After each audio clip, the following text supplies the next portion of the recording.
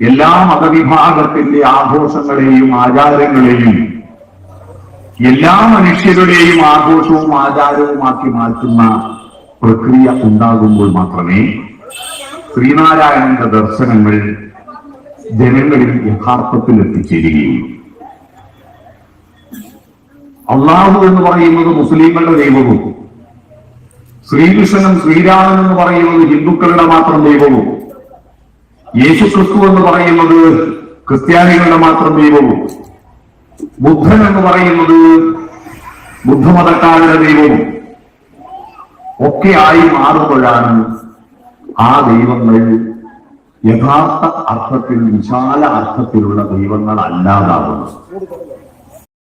ദൈവം എന്ന് പറയുന്നത് ഏതെങ്കിലും ഒരു മതവിഭാഗത്തിന് മാത്രമാകുമ്പോൾ ആ ദൈവത്തെ നമ്മൾ സങ്കുചിതമായി കാണുകയാണ്. ദൈവം ലോകത്തിലുള്ള ഒരു ദൈവങ്ങളും ഹേ ഹിന്ദുക്കളെ എന്ന് ഒരു ശ്രീകൃഷ്ണനും ശ്രീരാമനും വിളിച്ചിട്ടില്ല. അല്ലയോ മുസ്ലിങ്ങളെ എന്ന് സ്വല്ലല്ലാഹു അലൈഹി വസല്ലം മുഹമ്മദ് മുസ്തഫ നബി തങ്ങൾ വിളിച്ചിട്ടില്ല. അല്ലയോ ക്രിസ്ത്യാനികളെ എന്ന് യേശുക്രിസ്തു വിളിച്ചിട്ടില്ല. അല്ലയോ ബൗദ്ധന്മാരെ എന്ന് ബുദ്ധദേവൻ വിളിച്ചിട്ടില്ല. എല്ലാവരും വിളിച്ചത് അല്ലയോ മനുഷ്യരെ എന്നാണ്. ആ മനുഷ്യരെല്ലാം ജാതി മത വർഗ വർണ്ണ വ്യത്യാസമില്ലാതെ ഓർത്താൽ ഒരൊറ്റ തറവാട്ടുകാരല്ലേ നമ്മൾ. എന്തായാലും തെളിവ് നമ്മുടെ പ്രകൃതിയാണ് നമ്മളെല്ലാം സൃഷ്ടിച്ചിരിക്കുന്നത്. ഈ പ്രകൃതിയിൽ നിങ്ങൾ നോക്കുക, മനുഷ്യരുടെ രൂപം എങ്ങനെയാണ്? എല്ലാം ഒരുപോലെയല്ലേ? ഞാനൊരു ഉദാഹരണം പറയാം. നമ്മുടെ കണക്കില്ലേ, കണക്ക് എങ്ങനെയാണ് കണക്കെന്ന വാക്കുണ്ടായതെന്ന് അറിയുമോ? എല്ലാം കണക്കാണ് എന്ന് പറയുന്നത്. ഈക്വൽ ആവുമ്പോഴാണ് കണക്ക് വരുന്നത്, താഴെയാവുമ്പോഴാണ് കണക്ക് വരുന്നത്. അങ്ങനെയായി കണക്കാന്ന് പറയുന്നത്. എല്ലാം കണക്ക് എന്ന് പറയുന്നത് എല്ലാം ഒരുപോലെ എന്ന അർത്ഥത്തിലാണ് നമ്മൾ എല്ലാം കണക്ക് തന്നെ എന്ന് പറയുന്നത്. നിങ്ങൾ നോക്കിയാട്ടെ, ഹിന്ദുക്കൾക്കും 2 കണ്ണ്, മുസ്ലിങ്ങൾക്കും 2 കണ്ണ്, ക്രിസ്ത്യാനികൾക്കും 2 കണ്ണല്ലേ? ലോകത്തിൽ പല ഭാഷകളുണ്ട്. ആ ഭാഷകളിലെല്ലാം കണക്കെല്ലാം ഒരേ അക്കപ്പെരുക്കങ്ങളല്ലേ? ഒരേ അക്കപ്പെരുക്കങ്ങളാണ്. എന്ന് പറഞ്ഞാൽ 10ാമത്തെ അക്കത്തിനാണ് 0 ഇടുന്നത് മലയാളത്തിൽ, അല്ലേ? 1 2 3 4 5 6 7 8 9 കഴിഞ്ഞിട്ട് പിന്നെ വീണ്ടും 1 എഴുതിയിട്ട് 10ാമത്തതിനല്ലേ 0 ഇടുന്നത്. പിന്നെ അടുത്ത 0 ഇടുന്നത് ഗുണിക്കണം 10നല്ലേ, 100. പിന്നത്തെ 0 ഇടുന്നത് പിന്നെയും ഗുണിക്കണം 10നല്ലേ, 1000. 1 10 100 1000 10000 എന്ന മട്ടിൽ 10ന്റെ വിവിധങ്ങളായിട്ടാണ് മലയാളത്തിൽ കണക്ക് സംഖ്യ ഉണ്ടായത്. 10 കിട്ടുകിൽ 100 മതിയെന്നും, ശതമാകിൽ സഹസ്രം മതിയെന്നും, 1000 പണം കയ്യിലുണ്ടാകുമ്പോൾ അയുധാമാകിലാശ്ചര്യമെന്നതും ആശയായുള്ള ഭാഷ മതിയെന്ന് വെറുതാതെ കരയൊന്നു മേൽക്കുമേ. ജ്ഞാനപ്പാനയിൽ പൂന്താനം പാടിയതാണ്. 10ന്റെ ഗുണിതങ്ങളാണ്. 10ന് ഇമ്പോർട്ടൻസ് പണ്ട് മുതലേ ഉണ്ട് ഭാരതത്തിൽ. 10ന് പ്രാധാന്യം എന്താ? 10 തലയുള്ളവനാവൻ എന്ന് പറഞ്ഞാൽ രാവണനെ കുറിച്ച് 10 തലയുള്ളവൻ. മലയാളത്തിൽ സമ്പത്ത് കൂട്ടിവെച്ചിരിക്കുന്നത് 10ന്റെ കണക്കിനായതുകൊണ്ടാണ് അതിൽ സമ്പത്ത് എന്ന് പേര് വന്നത്. സമ്പത്ത അല്ലേ? സമ്പത്ത് കൂട്ടിവെക്കാൻ ഒരു പെട്ടി ഉണ്ടായിരുന്നു പഴയ തറവാട് വീടുകളിൽ. ആ പെട്ടിയുടെ പേരെന്താ? പത്തായമാണ്. 10നാണ് പ്രാധാന്യം മലയാളത്തിൽ. ഇംഗ്ലീഷിലോ അവിടെയും 10ആണ്. 1 10 100 1000 അവിടെയും 10 ഹിന്ദിയിലും 10. ഹിന്ദിയിൽ ഏക് 10 100 1000 10. സംസ്കൃതത്തിലും 10. ഏകം ദശം ശതം സഹസ്രം അയുധം. അറബിയിലും 10. ക്രൊയേഷ്യയിലും മൊറോക്കോയിലും 10. അർജന്റീനയിലും ബ്രസീലിലും 10. ഫ്രാൻസിലും ജർമ്മനിയിലും 10. ആഫ്രിക്കയിലും അമേരിക്കയിലും 10. ലോകത്തിൽ ഭാഷകളെല്ലാം പലതാണെങ്കിലും കണക്കെല്ലാം 10ൽ കേന്ദ്രീകരിച്ചതുണ്ട്. ഏതെങ്കിലും ഒരു ഭാഷയിൽ 9ന്റെ കണക്ക് വന്നില്ലല്ലോ. ഏതെങ്കിലും ഒരു ഭാഷയിൽ 11ന്റെ പെരുക്കങ്ങൾ വന്നില്ലല്ലോ. എന്താണ് 10ന് പ്രാധാന്യം? കുട്ടികൾ പറഞ്ഞാട്ടെ, 10ന്റെ ഇമ്പോർട്ടൻസ് എന്താണെന്ന് ആർക്കെങ്കിലും പറയാൻ പറ്റുമോ? എന്തായിരിക്കും? മുമ്പിലിരിക്കുന്ന കുട്ടികൾ പറഞ്ഞാട്ടെ. കുട്ടികൾ പറയും 10ന്റെ ഇമ്പോർട്ടൻസ് എന്തായിരിക്കും? എല്ലാ ഭാഷയിലും കണക്കിന് 10ന് പ്രാധാന്യം വന്നത്, 9നും 11നും പ്രാധാന്യം വരാത്തതിന്റെ കാരണം ആർക്കെങ്കിലും അറിയാമോ? ഒരാൾക്കും അറിയില്ല അല്ലേ? ഉത്തരം വളരെ സിമ്പിളാണ്. ലോകത്തിലുള്ള എല്ലാ മനുഷ്യരും അവനവന്റെ ഭാഷയിൽ എണ്ണം പഠിച്ചത് സ്വന്തം വിരലെന്ന് എണ്ണീറ്റാണ്. 1 ചെറുവിരലാണ്, 1 അല്ലേ? മൂത്രമൊഴിക്കാൻ പോകുന്നതിന് ഇങ്ങനെയല്ലേ ചോദിക്കുക? 1ന് പോയിക്കോട്ടെ. ഇപ്പൊ മാഷി പറയും 1 മാത്രമാക്കണ്ട, 2 കഴിഞ്ഞിട്ട് പോയി എന്ന് പറയും അല്ലേ? അപ്പോ ഇതൊക്കെ കണക്കാണ്, വിരലിൽ എണ്ണീട്ടാണ്.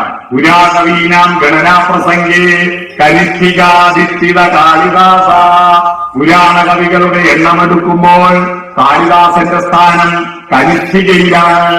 കനിഷ്ഠിക എന്ന് പറഞ്ഞാൽ ചെറുവിരല് എന്ന് പറഞ്ഞാൽ 1ാം സ്ഥാനമാണെന്നാ. കാളിദാസൻ പുരാണ കവികളിൽ നമ്പർ 1 ആണ്. അതാണ് കനിഷ്ഠികാധിഷ്ഠിത കാളിദാസ എന്ന് പറയുന്നത്. അപ്പൊ എല്ലാവരും വിരലിൽ കയ്യിലെണ്ണി. അതുകൊണ്ടാണ് 10 എല്ലാ ഭാഷയിലും പ്രാധാന്യം ഉണ്ടായത്. യഹൂദന്മാരും ക്രിസ്ത്യാനികളും മുസ്ലിങ്ങളും ഹിന്ദുക്കളുമെല്ലാം 10 വിരലല്ലേ? ആർക്കും 11 വിരലില്ലല്ലോ. എല്ലാവർക്കും 2 കണ്ണാണ്, എല്ലാവർക്കും മൂക്കിന് 2 ദ്വാരമാണ്. 3 ദ്വാരം മൂക്കിനുണ്ടോ ആർക്കെങ്കിലും? എല്ലാവർക്കും 2 കൈകളാണ്, 2 ചെവികളാണ്, എല്ലാവർക്കും 1 നാവാണ്. ഇതെങ്ങനെ ഒത്തുവന്നു? ഇതെങ്ങനെ ഒത്തുവന്നു? പല ദൈവങ്ങളാണ് ഈ ഭൂമണ്ഡലത്തിലെ മനുഷ്യരെ സൃഷ്ടിച്ചതെങ്കിൽ എന്തെങ്കിലും ഒരു മാറ്റം വരില്ലേ? എന്തെങ്കിലും ഒരു ചെറിയ വ്യത്യാസം വരില്ലേ? ഓർത്താലൊരൊറ്റ തറവാട്ടുകാസ നാഥന്റെ മുറ്റത്തു വിളങ്ങിടുന്ന നന്മുന്തിരിക്കൊത്തു മനുഷ്യവർഗം. ഈ ഭൂമിയിലുള്ള മനുഷ്യരെല്ലാം ഒറ്റ വംശമാണ്. രൂപത്തിൽ ചില ഷേപ്പിലും നിറത്തിലും വ്യത്യാസം ഉണ്ടാകും അല്ലേ? നിറത്തിൽ ചില വ്യത്യാസം ഉണ്ടാവും. കറുത്തവരുണ്ട്, വെളുത്തവരുണ്ട്, ഇരുനിറമുണ്ട്. ദൈവം 6ാം ദിവസം മണ്ണാൽ സൃഷ്ടിച്ചു മർത്യനെന്ന് ബൈബിളിൽ ഒരു പാട്ടുണ്ട്. 6ാം ദിവസം മണ്ണ് കൊണ്ട് മനുഷ്യരുണ്ടാക്കി അടുപ്പത്ത് വെച്ചത് ആദ്യത്തെ കഞ്ഞികുഴി, അതാണ് ആഫ്രിക്കക്കാർ. 2ാമത് കഞ്ഞി പോകുന്ന പേടിച്ചിട്ട് വേവ് ആകുന്നതിന് മുമ്പ് ഇങ്ങോട്ടെടുത്തു, അതാണ് വെള്ളക്കാർ. വെന്നില്ല. 3ാമത്തത് വേവിന്റെ കലക്തി മനസ്സിലായി ആള് കൃത്യം വെന്നിട്ടെടുത്തു, അതാ ഇന്ത്യക്കാർ. കറുത്തിട്ടുമല്ല വെളുത്തിട്ടുമല്ല അല്ലെ? ഇങ്ങനെയാണോ? അപ്പൊ വെളുപ്പും കൂടി ഇവർ മനസ്സിലായിക്കൊള്ളുക, ദേശം വെളിവ് കുറവാണ് അല്ലെ? ഇങ്ങനെ അടുപ്പത്ത് വെച്ച് ചുട്ടെടുത്തതൊന്നും അല്ലല്ലോ. ഈ ഭൂമിയിൽ പല കാലാവസ്ഥകളും പല ജനിതക വ്യത്യാസങ്ങളും കൊണ്ട് മൂക്കിന്റെ ഷേപ്പിലും കണ്ണിന്റെ ഷേപ്പിലും ഒക്കെ ചെറിയ വ്യത്യാസങ്ങൾ ഉണ്ടായേക്കാം. അതുകൊണ്ട് സൗന്ദര്യ സങ്കല്പങ്ങൾ ഉണ്ടായി. എല്ലാവരും ഒരേ കോലത്തിലാണെന്നോ സൗന്ദര്യം ഉണ്ടാവും.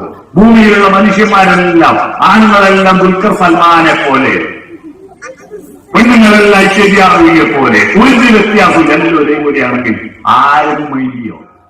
ഈ ലോകത്ത് വിവിധ രൂപവും വിവിധ വേഷവും ഭാഷയും വ്യത്യസ്തമാണെങ്കിലും നമ്മളെല്ലാം ഒറ്റ വംശമാണ്. നമ്മുടെ ഭാഷകൾ വ്യത്യാസമാണെങ്കിലും ഈ ഭൂമിക്ക് പുറത്തുനിന്ന് ഏതെങ്കിലും ഇതര ഗൃഹത്തിൽ നിന്ന് മനുഷ്യരോ ഏതെങ്കിലും ജീവജാലങ്ങളോ വന്നിട്ട് ഈ ഭൂമിയിലെ മനുഷ്യർ തമ്മില് വർത്തമാനം പറയുന്നത് കണ്ടാൽ ഈ ഭൂമിയിലുള്ള മനുഷ്യരുടെ എല്ലാം ഭാഷ ഒന്നാണെന്നേ അവർക്ക് തോന്നുന്നു. നമുക്ക് പല ഭാഷകൾ ഉപയോഗിക്കുമ്പോൾ നമ്മൾക്ക് അറിയാം ഇത് പല ഭാഷയാണെന്ന്. പക്ഷെ പുറത്തുള്ള ഒരാൾ വിചാരിക്കുമ്പോ മലയാളം ഇംഗ്ലീഷും ഹിന്ദിയും എല്ലാം പറയുന്ന ഒരേ ശൈലിയിലാണ്. അതുകൊണ്ടാണ് ഇംഗ്ലീഷ് സിനിമയ്ക്ക് മലയാളത്തിൽ ഡബിംഗ് ആവുന്നത്. അതുകൊണ്ടാണ് തമിഴ് സിനിമയ്ക്ക് തെലുങ്കിലും കന്നഡയിലും മലയാളത്തിലും ബാഹുബലി ഇറങ്ങുന്നത്. എല്ലാം പറയുന്ന ശൈലിയെല്ലാം ഏതാണ്ട് ഒരുപോലെയാണ്. അപ്പോ ഈ ഭൂമിയിലെ മനുഷ്യരെല്ലാം ഓർത്താലൊരൊറ്റ തറവാട്ടുകാരാണ്. പല നാട്ടിൽ വളർന്നുപോയത് കൊണ്ട് പല മതങ്ങളും ജാതികളും ഉണ്ടായി. അതുകൊണ്ട് അവർക്ക് ഒരു ഭാഷയുണ്ടായി. ഭാഷ സംസാരിക്കുന്നത് ഒരു മതത്തിൽപ്പെട്ടവരൊരു ഭാഷയല്ല, ഒരു ജാതിയിൽപ്പെട്ടവരൊരു ഭാഷയല്ല. ഭാഷയുടെ അടിത്തറ ഒരു പ്രദേശത്ത് താമസിക്കുന്നവർ ഒരു ഭാഷയാണ്. അറബി നാട്ടിൽ സംസ്കൃതം അറിയാത്തത് അവരുടെ കുറ്റമല്ല. സംസ്കൃതത്തിൽ ശ്രീ എന്ന് പറയുന്നതിന് പകരം അവർ അൽ എന്ന് പറയുന്നു. കൃഷ്ണൻ, രാമൻ എന്ന വാക്കിന് പകരം അവര് ഇലാ എന്ന് പറയും. അപ്പൊ ശ്രീരാമൻ എന്നതിന് പകരം അൽ ഇലാ, അല്ലാഹ് എന്ന് അറബി നാട്ടിൽ പറയും. അല്ലാഹ് സംസ്കൃതം അറിയാത്ത അവരുടെ കുറ്റമാണോ? നമുക്ക് അറബി അറിയില്ല, അതുകൊണ്ട് അൽ എന്നതിന് പകരം നമ്മൾ ശ്രീ എന്ന് പറഞ്ഞു. ഇലാഹിന് പകരം നമ്മൾ രാമനെന്നും കൃഷ്ണനെന്നും ശിവനെന്നും പറഞ്ഞു. അറബി അറിയാത്തത് നമ്മുടെ കുറ്റമാണോ? ഓരോ നാട്ടിൽ ഓരോ ഭാഷയിൽ ദൈവത്തിന് പല പേരുണ്ട്.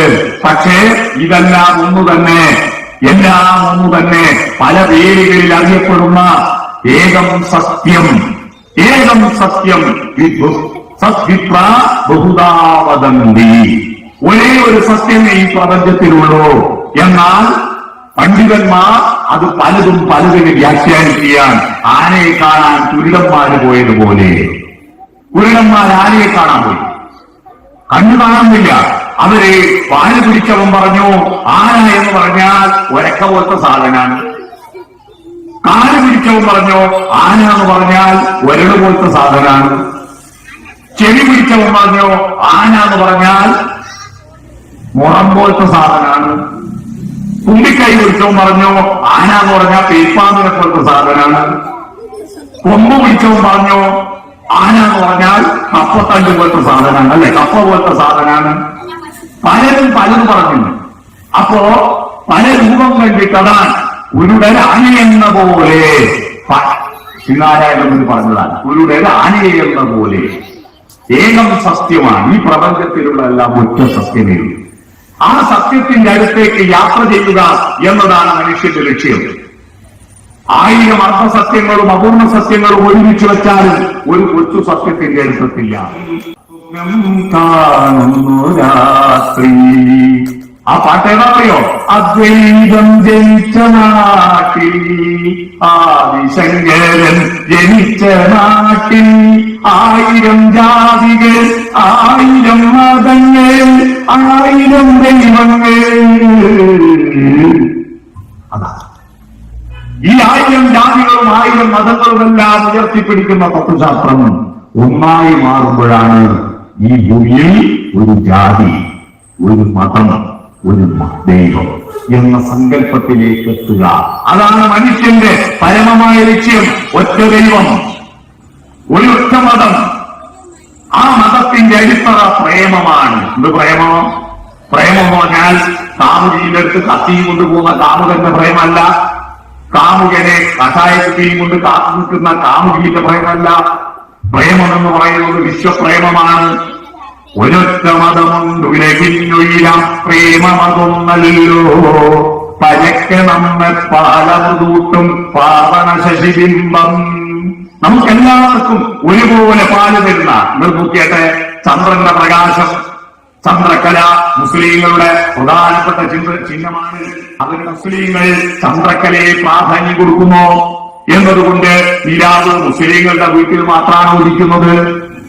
നിലാവ് പണമുള്ളവനും പണമില്ലാത്തവനും, ഹിന്ദുവിനും മുസൽമാനും ക്രിസ്ത്യാനിക്കുമെല്ലാം നിലാവ് വെളിച്ചം ഒരുപോലെ കിട്ടുന്നു. ആകെ ആ ചന്ദ്രക്കല നാഴിയൂരി പാലേ ഉള്ളൂ, അല്ലെ? നാഴിയൂരി എന്ന് പറഞ്ഞാൽ പണ്ടത്തെ അളവാണ്. നാഴിയും ഒരു ഉരിയും. ഉരി എന്ന് പറഞ്ഞാൽ അരനാഴിക്കാണ് ഉരി എന്ന് പറയും കേട്ടോ. ഉരിന്റെ പകുതിയാണ് ഉഴക്ക്, ഉഴക്കിന്റെ പകുതിയാണ് ആഴക്ക്. മനസ്സിലായോ? ആഴക്ക്, അതിന്റെ ആഴക്ക് 3 ഔൺസാണ് ഒരാഴക്ക്. 6 ഔൺസാണ് ഉഴക്ക്, 12 ഔൺസാണ് ഉരി, 24 ഔൺസാണ് എന്ത് നാഴി. മനസ്സിലായോ? അതാണ് പണ്ടത്തെ കണക്ക്. ഇപ്പം മെട്രോളജി പറഞ്ഞപ്പോ മെട്രോളജി വന്നതോടുകൂടി പണ്ടത്തെ ഔൺസും അളവും ഇഞ്ചും മൈലും എല്ലാം പോയി, ഇല്ലേ? എല്ലാം പോയി. 4 ഉരി പാല് എന്ന് പറഞ്ഞാൽ 9 ഔൺസ് പാല്. ഈ ചന്ദ്രനെ കാണുമ്പോൾ ആകെ 9 ഔൺസ് പാലല്ലേ ഉള്ളൂ. പക്ഷെ അതിനെ കൊണ്ടാണ് നാട് മൊത്തം 4 ഉരി പാല് കൊണ്ട് നാടാകെ കല്യാണം, 4-5 തുമ്പ കൊണ്ട് മാനത്തൊരു പൊന്നോണം, ആ മാനത്തൊരു പൊന്നോണം എന്ന് ദീപാസ്കരം പാടിയത്. അത് എല്ലായിടത്തും. അതുകൊണ്ടാണ് വയലാർ പാടിയത് പൂനിലാപ്പാലുമായി പാടം നീന്തി വരുന്ന പൗർണമി, നിനക്കാവട്ടെ ഗീതാഞ്ജലി. ഊലിയാപ്പാല് നിലാവിന്റെ പാലുമായിട്ട് പാടം നീന്തി വളർന്ന പൗർണമി. ഹേ പൂർണ്ണചന്ദ്ര, പരിപൂർണതയുടെ ആ പ്രതീകമേ, നിനക്കാണ് ഞാൻ ഗീതാഞ്ജലി അർപ്പിക്കുന്നത് എന്ന് വയലാറിന്റെ ഏറ്റവും സുന്ദരമായ കവിത സർഗസംഗീതത്തിന്റെ അവസാനത്തെ വരിയതാണ്. ആ ചന്ദ്രന് എല്ലാവർക്കും ഒരേപോലെയാണ്. ഹിന്ദുവിന് പ്രത്യേക ചന്ദ്രൻ, മുസ്ലിമിന് പ്രത്യേക ചന്ദ്രനില്ല, സൂര്യന് ഒരുപോലെയാണ്. ആ സൂര്യപ്രകാശമാണ് എന്റെ കണ്ഠനാളത്തിലെത്തുന്നത്. ഏതെല്ലാം ജാതിക്കാർ, ഏതെല്ലാം മതക്കാർ പണിയെടുത്തിട്ടാണ് ഞാനിപ്പോ നിങ്ങളോട് പ്രസംഗിക്കുന്നത്. ഇതൊന്നും ഇതൊന്നും എന്റെതല്ല. കഴിഞ്ഞ കൊല്ലം ആന്ധ്രയിൽ ഉദിച്ച സൂര്യന്റെ പ്രകാശമാണ് എന്റെ കണ്ഠനാളത്തിൽ നിങ്ങൾ കേൾക്കുന്ന ഈ ശബ്ദോർജം. കൈനെഞ്ചും തിരുവീരെ പുഞ്ഞാരം പകരുവാനോടിവാ കാറ്റേവാ വെള്ളാരം കുന്നീരെ പൊന്മൂളം കാറ്റിലെ എന്ന പാട്ട് കേട്ടിട്ടില്ലേ? അങ്ങനെ വിളഞ്ഞ കതിരുകൾ അവിടുത്തെ തൊഴിലാളികൾ കൊയ്തെടുത്ത് മെതിച്ച് നെല്ലാക്കി വീട്ടിൽ കൊണ്ടേക്ക് അരിയാക്കി ചാക്കിൽ കെട്ടി ഗുഡ്സ് ട്രെയിനിൽ കയറ്റി ഹൈദരാബാദ് ട്രെയിനിൽ കയറ്റിയാൽ സെക്കന്ദരാബാദ്, വിജയവാഡ, സേലം, ഈറോഡ്, കോയമ്പത്തൂര്, പാലക്കാട്, ഒറ്റപ്പാലം, ഷൊർണൂര്, പട്ടാമ്പി, കുറ്റിപ്പുറം, തിരൂര്, താനൂര്, പരപ്പനങ്ങാടി, ഫറോക്ക്, കോഴിക്കോട്, കൊയിലാണ്ടി, വടകര, മാഹിപ്പാലം വഴി തലശ്ശേരി, മുഴപ്പിലങ്ങാട്, FCI ബോർഡോടിൽ കൊണ്ടുവന്ന് അവിടുന്ന് ചിറ്റാരിപ്പറമ്പിലെ മാസുവാട്ടിന് റേഷൻ പീടിയിൽ കൊണ്ടുവന്ന അരി എന്റെ വീട്ടിൽ വാങ്ങിക്കൊണ്ടുവന്നിട്ട് അരച്ചിട്ട് ചുട്ട 4 ദോശ ഞാൻ രാവിലെ തിന്നതിന്റെ ഊർജമാണ് എന്റെ തൊണ്ടയിലേക്ക് വച്ചാ. എത്രയെത്ര ആളുകൾ പണിയെടുത്തതാ. അതിൽ ഹിന്ദുക്കൾ ഉണ്ടാകാം, മുസ്ലിങ്ങൾ ഉണ്ടാകാം, ദൈവവിശ്വാസികൾ ഉണ്ടാകാം, അവിശ്വാസികൾ ഉണ്ടാവാം, പല പാർട്ടിക്കാരുണ്ടാകാം. അതുകൊണ്ട് ഞാനെന്ന് പറയുന്നത് എന്റെ സ്വന്തമാണോ? അല്ല, എന്റെ സ്വന്തമല്ല, എല്ലാവരും ചേർന്നതാണ് ഞാൻ. അപ്പൊ ഞാനെന്ന് പറയുന്ന നിലനിൽപ്പ് തന്നെ മതനിരപേക്ഷമാണ്. എന്റെ വ്യക്തിത്വം തന്നെ മതനിരപേക്ഷതാണ്. നിങ്ങളിരിക്കുന്ന കസേര പ്ലാസ്റ്റിക് കസേര ഏതെങ്കിലും ഒരു മതക്കാര് മാത്രം ഉണ്ടാക്കിയതാണോ? നമ്മളിപ്പോ തന്ന നോമ്പ് തുറന്ന ബത്തക്ക ഏത് മതക്കാരുണ്ടാക്കിയാൽ നമുക്കറിയുമോ? ഗുരുവായൂരപ്പന് ഏറ്റവും മികച്ച അർച്ചന എന്താണെന്നറിയോ? മഹാവിഷ്ണുവിന്റെ അവതാരാണല്ലോ ഗുരുവായൂരപ്പൻ. മഹാവിഷ്ണുവിന്റെ കയ്യില് 4 കൈയിൽ, ഒരു കൈയില് താമരപ്പൂവാണുള്ളത്. ശംഖം, ചക്രം, ഗദ, പങ്കജം. പങ്കജം പറഞ്ഞ താമരപ്പൂവ. അതുകൊണ്ട് താമര അർച്ചനയാണ് ഗുരുവായൂരപ്പന് ഏറ്റവും ഇഷ്ടം. ആ ഗുരുവായൂരമ്പലത്തിൽ താമരപ്പൂ അർച്ചിക്കാൻ വേണ്ടി എഴുന്ന പറിക്കുന്ന കുറ്റിപ്പുറത്തിന്റെയും തിരുനാവായയുടെയും ഇടയിൽ ട്രെയിനിൽ പോകുമ്പോൾ കാണാം ഇപ്പോഴും വെള്ളം വറ്റാതെ ട്രെയിനിന്റെ 2 സൈഡിലും താമരപ്പാടുകൾ കാണാം. ആ താമരപ്പാടങ്ങളിൽ പച്ചത്തോണിയിൽ പോയിട്ട് നേരം പുലരുമ്പോൾ താമരമുട്ടുകൾ പറിച്ചെടുക്കുന്നതാരാ? താമരമുട്ടുകൾ പറിച്ചെടുക്കുന്നത് സലീമും ഓന്റെ കെട്ടിയോട് ഐശ്വയാണ്. ഇതുവരെ ഗുരുവായൂർ നടയിൽ പ്രശ്നം വെച്ചിട്ട് സലീമും ഐശ്വയും പറിക്കുന്ന താമരപ്പൂ എനക്ക് അച്ഛനെ വേണ്ടാന്ന് സ്വർണ്ണ പ്രശ്നം, താമ്പൂല പ്രശ്നം, അഷ്ടമംഗല പ്രശ്നം, സാന്നിധ്യ ക്ഷേത്രാണി, ബിംബാണി, പ്രേമി, ലഗ്നേനത്തിന്റെ വാരി വെച്ചിട്ട് പറഞ്ഞ ഭഗവാൻ ഇല്ല. ഗുരുവായൂർ അമ്പലനടയിൽ ഒരു ദിവസം ഞാൻ പോകും, ഗോപുരവാതിൽ തുറക്കും, ഗോപകുമാരനെ കാണും എന്നൊരു മനുഷ്യൻ 65 കൊല്ലമായി പാടി നടക്കുക. പക്ഷെ അദ്ദേഹത്തെ അതിന്റെ ഉള്ളിൽ ഇതിനെപ്പറ്റി വിവരമില്ലാത്ത കുറെ അവിടുത്തെ മേലാളന്മാരെ അങ്ങോട്ട് കയറ്റിയിട്ടില്ല, അതിന്റെ ഉള്ളിൽ കയറ്റിയിട്ടില്ല. കാരണം അദ്ദേഹത്തിന്റെ ശരീരം മാമോദീസ മുക്കിയ യേശുദാസന്റെ ശരീരമാണ്. പക്ഷേ ഗുരുവായൂരപ്പനെ രാവിലെ തൊഴിലുണർത്തുന്ന ശബ്ദമേതാ? മേൽപ്പത്തൂര് നാരായണ ഭട്ടതിരിപ്പാരുടെ നാരായണീയം പാടുന്നത് സാന്ദ്രാനന്ദാമബോധാത്മകമനുപമിതം എന്ന് പാട്ടും പാടി ഗുരുവായൂരപ്പനെ തൊഴിലുണർത്തുന്നത് ഇതേ യേശുദാസിൽ വച്ചയല്ലേ? ഗുരുവായൂരപ്പനെ ഓർക്കുകയില്ല, അതേ ശബ്ദം തന്നെ വേണം അയ്യപ്പനെ ഓർക്കാനും.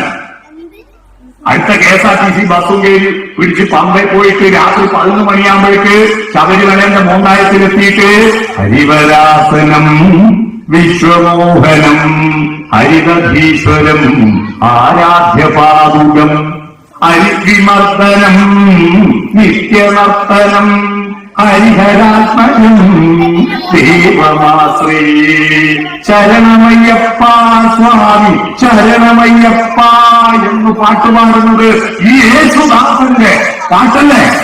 ആ ശബ്ദത്തിൽ ജാതിയുണ്ടോ? ആ ശബ്ദത്തിൽ മതമുണ്ടോ? പണ്ടൊക്കെ നമ്മൾ ഈ ഗ്യാസ് ലൈറ്റർ വരുന്നതിന് മുമ്പ്, തീപ്പെട്ടി വരുന്നതിന് മുമ്പ് എല്ലാ വീട്ടിലും തീ പറ്റിക്കുക. ആദ്യം ഏത് വീട്ടിൽ നിന്നാ പുക പൊന്തിയ ആ വീട്ടിൽ പോയിട്ട് ഒരു ചിരട്ടയിലോ അല്ലെ ഒരു ചകിരിയിലോ കുറച്ച് തീ തരുമോ എന്ന് വെച്ചിട്ട് അടുത്ത അടുപ്പത്തെ കനൽ വാങ്ങി ഈ കൊണ്ടുവന്നിട്ട് നമ്മുടെ അടുപ്പിൽ വെച്ച് കുറച്ച് കോലക്കഞ്ഞിയും വെച്ച് ഊതി കത്തിച്ചിട്ടാണ് നമ്മുടെ വീട്ടിലും തീ പറ്റിക്കുക. അന്ന് മുസ്ലിം വീട്ടിലെ തീ വേണ്ട എന്ന് ഹിന്ദു പറഞ്ഞിരുന്നോ? ഹിന്ദു വീട്ടിലെ തീ വേണ്ട എന്ന് മുസ്ലിം പറഞ്ഞിരുന്നോ? എല്ലാ വീട്ടിലും ഒരേ തീയായിരുന്നു. എല്ലാ വീട്ടിലും ഒരേ തീയ. തീക്ക് ജാതി മതമുണ്ടോ? ഈ മണ്ണിന് ജാതി മതമുണ്ടോ? മണ്ണ് പിടിച്ച് പൊളിച്ചു നോക്കൂ, ആ മണ്ണിന് ജാതി മതമില്ല. വായുവിന് ജാതി മതമുണ്ടോ? ജാതി മതമില്ലല്ലോ. നമ്മൾ പുറത്തേക്ക് വിട്ട വായുവല്ലേ മുസ്ലിമുകൾ വിളിച്ചു കയറ്റുന്നത്? നാലാധികാരം പുറത്തേക്ക് വിട്ട വായു. നമ്പൂരി അമ്പലത്തിലെ ബ്രാഹ്മണൻ പൂജയ്ക്ക് വന്ന നമ്പൂരി വിളിച്ചു കയറ്റുമ്പോ അദ്ദേഹത്തിന്റെ വല കെട്ടിയിട്ട് ഐക്യജാതിക്കാര് പുറത്തേക്ക് വിട്ട വായു എന്റെ മുക്കിലേക്ക് കയറണ്ടാന്ന് വല കെട്ടി തടുക്കാൻ പറ്റുമോ? തടുക്കാൻ പറ്റൂല. എല്ലാ വായും ഒരേപോലെയാണ്. എല്ലാ മണ്ണും, എല്ലാ ആകാശവും, എല്ലാ തീയും, മണ്ണ്, വെള്ളം, എല്ലാ വെള്ളവും ഒരുപോലെയല്ലേ? വെള്ളം, ഭൂമി, ആകാശം, വായു, പഞ്ചഭൂതങ്ങളും മതരഹിതമാണ്. ആ പഞ്ചഭൂതങ്ങളിൽ നിന്ന് വന്ന മനുഷ്യരെങ്ങനെയാ പിന്നെ മതാധിഷ്ഠിതമാകുന്ന? മതം എന്തിനാ ഉണ്ടായെന്നറിയോ? മതമുണ്ടായത് ദൈവത്തിനു വേണ്ടിയല്ല, മതമുണ്ടായത് മനുഷ്യന് വേണ്ടിയാണ്. പരിശുദ്ധ ഖുർആനിൽ എനിക്ക് ഏറ്റവും ഇഷ്ടപ്പെട്ട വചനം ഏതാണെന്നറിയുമോ? നീ പ്രാർത്ഥിച്ചതുകൊണ്ട് അള്ളാഹുവിനൊരു നേട്ടവുമില്ല, നീ പ്രാർത്ഥിക്കാത്തത് കൊണ്ട് അള്ളാഹുവിനൊരു കോട്ടവുമില്ല. നമ്മൾ പ്രാർത്ഥിച്ചത് കൊണ്ട് ദൈവം തടിച്ചു വരുമോ? നമ്മൾ പ്രാർത്ഥിക്കഴിഞ്ഞാൽ ദൈവം എഴുതി പോവോ? ഗണപതി സ്തുതി നടക്കുന്നത് കേട്ടിട്ടുണ്ടോ നിങ്ങള്? ഏകദന്തം മഹാകായം തപ്തകാഞ്ചന സന്നിഭം ലംബോദരം വിശാലാക്ഷം വന്ദേഹം ഗണനായകം. ഗണപതി ഏകദന്തം, ഒറ്റക്കൊമ്പാണ്. രണ്ടു കൊമ്പുണ്ടായിരുന്നു കൊണ്ട് ഗണപതിക്ക്. പക്ഷേ പരശുരാമ കുത്തി കളഞ്ഞ ഒരു കൊമ്പ്. അതിന്റെ കഥ നിങ്ങൾ വായിച്ചിട്ടുണ്ടോ? വള്ളത്തോളിന്റെ ശിഷ്യനും മകനും എന്ന് പറയുന്ന കവിത. ആ കവിത മുഴുവൻ കുട്ടികൾ വായിക്കണം, എല്ലാവരും വായിക്കണം. എന്ത് രസമുള്ള കവിതയാണെന്നറിയോ? അതിനെന്ത് പരശുരാമൻ ഗണപതിന്റെ കൊമ്പ് കൊത്തി കളഞ്ഞ കഥ കേട്ടോ. അപ്പൊ ഗണപതി അങ്ങനെ ഏകദന്തം മഹാകായം, വലിയ ശരീരം, തപ്ത കാഞ്ചന സന്നിഭം, വിളക്കിയെടുത്ത സ്വർണത്തെ പോലെ തിളങ്ങുന്നതാണ്. അടുത്ത വരി ലംബോദരൻ. എന്താ ലംബോദരൻ? ലംബം എന്ന് പറഞ്ഞാൽ കുത്തന്. കുത്തനുള്ള വരക്കല്ലേ ലംബമായവരാന്ന് പറയാ. ഉദരം എന്ന് പറഞ്ഞാൽ വയറ്. ഉദരം വയറാണ്. ദാമോദരൻ എന്ന് കേട്ടിട്ടുണ്ടോ? എന്താ ദാമോദരൻ? ഉദരത്തിന് കയറ് കൊണ്ട് ബന്ധിച്ചവൻ. ശ്രീകൃഷ്ണനെ ഒരെളുമ കെട്ടിയിട്ടല്ലോ ദാമോദരൻ. ദാമോദരനെ ദാമോ എന്ന് വിളിച്ചാൽ കയറയെന്നാ വിളിക്കുന്നത് കേട്ടോ. ദാമോ എന്ന് വിളിച്ച അർത്ഥം മാറി. അപ്പൊ ഉദരം വയർ, ലംബോദരം, ഉത്തരം നിൽക്കുന്ന ഉയർന്നു നിൽക്കുന്ന വയറുള്ളവൻ ആണ് ആര്? ഗണപതി അല്ലേ? ഞാൻ ചോദിക്കട്ടെ, കോവിഡ് കാലത്ത് 2 കൊല്ലക്കാലം ഒരമ്പലത്തിലും തുറന്നില്ലല്ലോ. ഗണപതിയോടും നടന്നോ? ഒട്ടത്തേക കുരുകടലക്ക നെട്ടറ്റുള്ള പഴം പഞ്ചസാര അശ്രീ വൃഷ്ടമായിട്ട് ശർക്കരയിൽ വെളിയിച്ചിട്ട് ഗണപതിയോടും നടത്തിയില്ലല്ലോ. പമ്പാ ഗണപതിക്കോ പഴവങ്ങാടി ഗണപതിക്കോ ഒന്നും ഹോമം നടത്തിയില്ല. ഇത് 2 കൊല്ലം കഴിഞ്ഞിട്ട് ഗണപതിന്റെ കോവിഡ് തുറന്നപ്പോ ലംബോദരനായിരിക്കുന്ന ഗണപതിന്റെ വയറലൊട്ടിയിട്ട് 6 പാക്ക് ഗണപതിയായി പോയോ? ഇല്ലല്ലോ. അപ്പൊ നിങ്ങൾ പ്രാർത്ഥിക്കുന്നത് കൊണ്ട് ദൈവത്തിന് എന്തെങ്കിലും മാറ്റമുണ്ടോ? നിങ്ങൾ പ്രാർത്ഥിക്കാത്തത് കൊണ്ട് ദൈവത്തിന് എന്തെങ്കിലും കുഴപ്പമുണ്ടോ? ഇല്ല. മതങ്ങൾ ഉണ്ടായത്, അന്നത്തെ ആചാര്യന്മാർ മതങ്ങളിൽ ഉണ്ടാക്കിയതെന്തിനാണ്?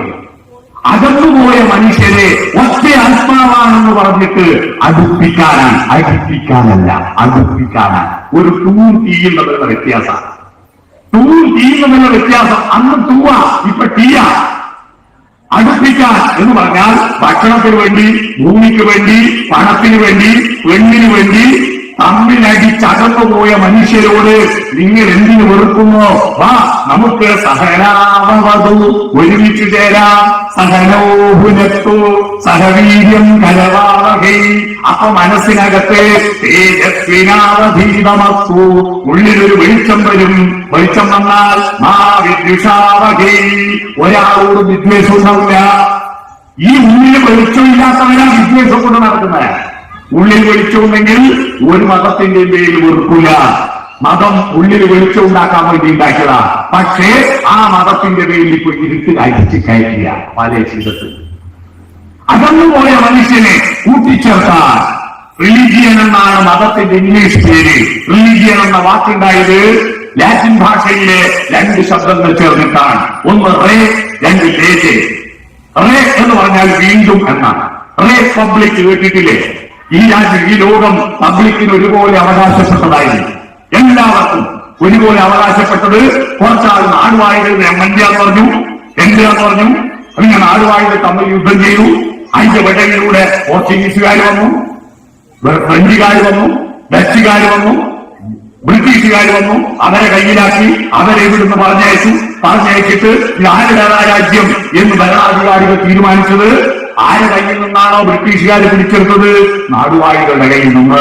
അതുകൊണ്ട് തിരിച്ച് നാടുവാഴികൾക്ക് കൊടുക്കാനാണോ തീരുമാനിച്ചത്? അല്ല. ഇനി ആർക്കാണ്? പബ്ലിക്കിന് കൊടുക്കാൻ തീരുമാനിച്ചു.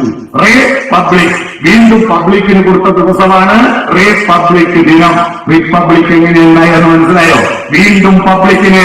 ഇന്ത്യ രാജ്യത്തിന്റെ ഭരണാധികാരി പബ്ലിക്കാണ്, നമ്മളാണ്. വി എന്ന വാക്കാണ് ഇന്ത്യൻ ഭരണഘടനയുടെ ആദ്യത്തെ വാക്ക്. നമ്മളാണ് ഇന്ത്യയുടെ ഭരണാധികാരി. റേ എന്ന് പറഞ്ഞാൽ വീണ്ടും, ലേജ എന്ന് പറഞ്ഞാൽ ചേർക്കുക. അകന്നുപോയ മനുഷ്യനെ വീണ്ടും ഒരുമിച്ച് ചേർക്കാൻ വേണ്ടിയിട്ടാണ് റേ ലേജെ റിലിജിയൻ ഉണ്ടായത്. എന്നാൽ ഇപ്പോൾ റിലിജിയന്റെ പേരിൽ അകന്നു പോകുന്നു. റിലിജിയന്റെ പേരിൽ അകന്നു പോകുന്നു. ഈ ശങ്കരാചാര്യന് സർവജ്ഞപീഠം കയറാൻ മുമ്പ് ഒരു കാട്ടാളൻ വയസ്സ് നിന്നു. ആ വയസ്സ് നിന്നപ്പോ കാട്ടാളനെ ശങ്കരാചാര്യരുടെ ശിഷ്യന്മാര് ഊരപ്പോ ആശി അകറ്റിയപ്പോ ആ കാട്ടാളൻ ശങ്കരാചാര്യരോട് ചോദിക്കുന്നുണ്ട്, ചുവറേ ഏങ്ങളെപ്പേരത്ത ഭാരപ്പഴമല്ലോ നിങ്ങളുടെ ദേവന പൂജ. ഏങ്ങളെ കൊത്തിയാലും നിങ്ങളെ കൊത്തിയാലും ഒന്നല്ലേ ചോര. അല്ലേ? സലീമിന്റെ കിഡ്നി മാറ്റി വെച്ചത് സുബ്രഹ്മണ്യ നമ്പൂതിരിയ. അപ്പൊ കിഡ്നി ഈ ലാസ്റ്റ് കയറിയപ്പോ നമ്പൂതിരിന്റെ ശരീരം പറയാ, സലീമിന്റെ ശരീരം പറയാ, നമ്പൂതിരിന്റെ ശരീരം എനിക്ക് പറ്റൂല, അത് ആപറിന്റെ ആറാമ എന്ന് പറഞ്ഞിട്ട് സ്വീകരിക്കാണ്ട് തല്ലിയില്ലല്ലോ. പൊന്തിക്കിടക്കുന്നതും ആഴത്തിൽ പോകുന്നതും രണ്ടും ചേരുമ്പോഴല്ലേ പ്ലസ് ഉണ്ടാവുക. പൊന്തിക്കിടക്കുന്ന മാത്രം പഠിച്ച മൈനസ് അല്ലേ? അതുകൊണ്ടാണ് വേദഗ്രന്ഥങ്ങളിൽ, മതഗ്രന്ഥങ്ങളിൽ ഉയർന്നു കിടക്കുന്നത് മാത്രം പഠിക്കുന്നവർ അവർ മതത്തിൽ നിന്ന് മൈനസ് ആവുന്നു. അവർ ദൈവത്തെയും മനുഷ്യത്വത്തെയും മൈനസ് ആക്കുന്നു. എന്നാൽ ഈ ആധ്യാത്മിക ഗ്രന്ഥങ്ങളിലെ സത്തും മൂല്യവും എന്തെന്ന് ആഴത്തിൽ പഠിക്കുമ്പോൾ അത് മനുഷ്യ സംസ്കാരത്തിന് പ്ലസ് ആകുന്നു. മഹാത്മാഗാന്ധി ഒരു ഭഗവത്ഗീതയും എടുത്ത് രാമരാമ മന്ത്രവും ചൊല്ലിയിട്ട് ഈ രാജ്യത്തിന്റെ സ്വാതന്ത്ര്യത്തെ പ്ലസ്സാക്കിയത് രാമമന്ത്രത്തിന്റെ അർത്ഥം അദ്ദേഹത്തിന് അറിയാമായിരുന്നു. എന്താ രാമമന്ത്രത്തിന്റെ അർത്ഥം? ആ രാമമന്ത്രത്തിന്റെ അർത്ഥം രാശബ്ദോച്ചാരണ മാത്രേണ മുഖാനിര്യന്തിപാതക പുനഃപ്രവേശ ഭീര്യാജ മകാരച്ച കവാടവേ. രാ എന്നുച്ചരിക്കും വേളയിൽ എല്ലാ പാപങ്ങളും പുറത്തു പോകുന്നു. പുറത്തുപോയ പാപങ്ങൾ തിരിച്ചുള്ളിൽ പ്രവേശിക്കാതിരിക്കാൻ മ എന്ന് വായ പൊട്ടുന്നു. അതാ രാമ രാമ രാമ എന്ന് ചൊല്ലുന്നതിന്റെ അർത്ഥമെന്ന് ഗാന്ധിക്ക് അറിയാമായിരുന്നു. അതുകൊണ്ട് ആഴമറിയുന്ന ഗാന്ധിയെ വെച്ചാക്കാൻ പറ്റില്ല. അതുകൊണ്ടാണ് മൈനസ് ആക്കി കളഞ്ഞത്. കാരണം ഉപരിപ്ലവമായിട്ട് ഇതിന്റെ ആചാരാനുഷ്ഠാനങ്ങൾ മാത്രം അറിയുന്ന ഭീകരന്മാർ ആഴമറിയുന്ന ഗാന്ധിയെ മൈനസാക്കി. അദ്ദേഹത്തെ ഒരു വെടിയുണ്ട കൊണ്ട് നാട്ടൂറാം വിനായക് ഗോഡ്സെ എന്ന ഭീകരവാദി മൈനസാക്കി. അല്ലേ? മൈനസാക്കി. കാരണം ഗാന്ധിക്ക് ആഴമറിയാമായിരുന്നു. അതുകൊണ്ടാണ് അദ്ദേഹം ദൈവതത്വശാസ്ത്രത്തിന്റെ ആഴമറിയുന്നത് കൊണ്ടാണ് രഘുപതി രാഘവ രാജാറാം പതീത പാവന സീതാറാം സീതാറാം സീതാറാം ഭജപ്യാരേ കോ സീതാറാം. എങ്ങനെയാ രാമനെ ഭജിക്കാൻ പറഞ്ഞ? പ്യാരേക്കോ, അല്ലാതെ വെറുപ്പോടുകൂടി അട്ടഹസിക്കാനല്ല പറഞ്ഞത്. സ്നേഹത്തോടെ ദൈവം സ്നേഹമുണ്ടാക്കുന്ന പക്വമതിയായ പരിപാലനായ ദൈവമായിട്ടാണ്. എന്നാൽ ഇപ്പൊ അടുത്ത കാലത്ത് ദൈവത്തിന്റെ ചിത്രങ്ങളെല്ലാം കണ്ടിട്ടുണ്ടോ? വെറുപ്പുണ്ടാക്കുന്ന കലിപ്പൻ ശ്രീരാമൻ, കലിപ്പൻ ഹനുമാൻ, കുപിതനായിരിക്കുന്ന ഹനുമാനെ സൃഷ്ടിക്കുന്നു. മനുഷ്യനെ പാകതയിലേക്കും പക്വതയിലേക്കും നയിക്കാൻ എവിടെയാണ് രാമൻ? രാമൻ എവിടെയാണുള്ളത് എന്ന ചോദ്യത്തിന് കൃത്യമായ ഉത്തരം രാമന് തന്നെ കൊടുക്കുന്നുണ്ട് സാക്ഷാൽ വാൽമീകി. ശ്രീരാമൻ കാട്ടില് അരണ്യകാന്ഡം വായിച്ചിരുന്നു. കാട്ടിലേക്ക് പോയപ്പോ രാമായണം എഴുതിയ വാൽമീകിയുടെ ആശ്രമത്തിൽ പോകുന്നുണ്ട്. ആ ആശ്രമത്തിൽ പോയപ്പോ വാൽമീകിയോട് രാമൻ ചോദിക്കുക, മഹാമുനെ, എനിക്ക് പാർക്കാൻ എവിടെയാണ് പറ്റിയ ഇടം? എനിക്ക് പാർക്കാൻ പറ്റിയ ഇടമേത് എന്ന് ചോദ്യത്തിന് വാൽമീകി പറയുന്ന മറുപടി എന്താണെന്നറിയോ? സന്തുഷ്ടചിത്തരായി സമസൃഷ്ടരായി, സന്തുഷ്ടചിത്തരായി സമദൃഷ്ടരായി, ബഹുജന്തുക്കളിൽ ദ്വേഷഹീനമനസ്കരായി, ശാന്തരായി നിന്നെ ഭജിപ്പവർ തന്നെ സ്വർഗം നിനക്ക് സുഖവാസമന്ദിരം. സന്തുഷ്ടിയുള്ള മനസ്സോടെ, സമദൃഷ്ടിയോടെ, എല്ലാവരെയും ഒരുപോലെ കണ്ടുകൊണ്ട്, ബഹുജന്തുക്കളിൽ ദ്വേഷഹീന മനസ്കരായി, ഒരു ജന്തുവിനോടും വിദ്വേഷമില്ലാത്ത മനസ്സോടെ ശാന്തനായിട്ട് നിന്നെ ഭജിക്കുന്നവരുടെ ഹൃദയത്തിലാണ് രാമ നിന്റെ സുഖവാസ മന്ദിരം. എത്ര രാമഭക്തന്മാരുടെ ഹൃദയത്തിൽ രാമനുണ്ടാകും? സന്തുഷ്ടിയുണ്ടാകും. പോരാ പോരാ നാളിൽ ഈശദൂരമുയരട്ടെ എന്നാണ്. പണ്ടെല്ലാം ഞങ്ങൾ ചെറുപ്പത്തിൽ ഗുരു ബ്രഹ്മ, ഗുരു വിഷ്ണു, ഗുരു ദേവോ മഹേശ്വര എന്ന് പ്രാർത്ഥിക്കാൻ പറഞ്ഞിരുന്നു. ഇപ്പൊ നേരെ തിരിച്ചിട്ട് പണോ ബ്രഹ്മ, പണോ വിഷ്ണു, പണോ ദേവോ മഹേശ്വര, പണം സാക്ഷാൽ പരബ്രഹ്മ, തസ്മൈ ശ്രീ പണമേ നമഃ എന്നല്ലേ പ്രാർത്ഥിക്കുന്നത്. പണമാണ് ഈശോയിലൊക്കെ. അതാണ് സന്തുഷ്ടിയുണ്ടോ? സമദൃഷ്ടിയുണ്ടോ? എല്ലാവരെയും ഒരുപോലെ കാണുക. സ്ഥാനാർത്ഥിയെ വൃത്തിയാ ഓനേതാ മതം എന്നല്ലേ നോക്കൂ. അല്ലാതെ സ്ഥാനാർത്ഥിയുടെ കഴിവ് നോക്കുമോ? അദ്ദേഹത്തിന്റെ ആശയം നോക്കുമോ? അല്ലേ? ഒരു ക്ലാസ്സിൽ ഒരു കുട്ടി വന്നു ചേർന്നാൽ എന്റെ ക്ലാസ്സിൽ പഠിക്കുന്ന മുഹമ്മദ് റാഫിയും എന്റെ ക്ലാസ്സിൽ പഠിച്ച സെബാസ്റ്റ്യനും ജോയിയും സൈമനും പല മതക്കാരാണെന്ന് ഞങ്ങൾക്ക് ഒരിക്കലും തോന്നിയിട്ടില്ല. എല്ലാം ഒരുപോലെയായിരുന്നു. എന്നാൽ ഇപ്പോ ഹിന്ദുക്കൾക്ക് മാത്രമായ സ്കൂള്, മുസ്ലിങ്ങൾക്ക് മാത്രമായ സ്കൂള്, ക്രിസ്ത്യാനിക്ക് മാത്രമായ സ്കൂള്. അത് ചോദിക്കട്ടെ. എന്നിട്ട് ഇവരെല്ലാം വന്നിട്ട് സർക്കാർ ജോലി കിട്ടുമ്പോ ക്രിസ്ത്യൻ സർക്കാർ ഓഫീസുണ്ടോ? മുസ്ലിം സർക്കാർ ഓഫീസുണ്ടോ? അവിടെയല്ല എല്ലാ സ്കൂളുകളാണ് പഠിക്കുന്നതോ ഒരു മതത്തിന്റെ സ്കൂള്. സങ്കുചിതത്വം പഠിപ്പിക്കുക, വിശാലമായ അർത്ഥം പഠിപ്പിക്കുന്നില്ല. കുട്ടികളുടെ ചെറുപ്പത്തിൽ വളർന്നു വരേണ്ട ഇന്റലിജൻസ് കോഷ്യന്റ്, ബുദ്ധിശക്തിയുടെ അളവിന് തുല്യമായിട്ട് വളരേണ്ടതാണ് ഡൈവേഴ്സിറ്റി കോഷ്യന്റ്. വൈവിധ്യങ്ങളോട് പൊരുത്തപ്പെടാൻ പറ്റണം.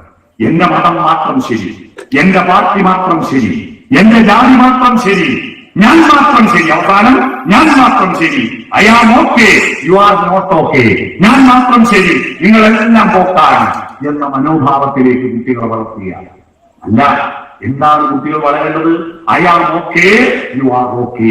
ഞാൻ കുഴപ്പമില്ല, നിങ്ങൾ കുഴപ്പമില്ല, അതും ഇതും ഒന്നു തന്നെയാണെന്ന് പറഞ്ഞില്ലേ? അഹം ബ്രഹ്മാസ്മി തത്വമസി.